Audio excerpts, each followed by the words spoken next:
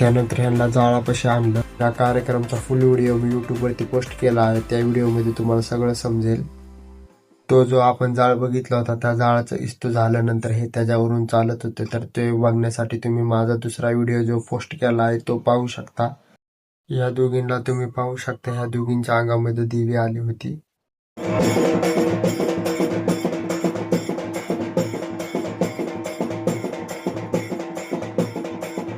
ती कार्यक्रम झाल्यानंतर परड्या जेवायला बसवल्या.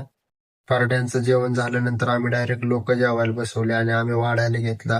कंटिन्यू आम्ही 2-2.5 तास वाढत होतो. त्यानंतर मी बिर्याणीची पार्टी घेतली वाढायला. तर तुम्ही बघू शकता लोक किती मजाने बिर्याणी खात आहे, बिकॉज बिर्याणी खूप छान झाली होती.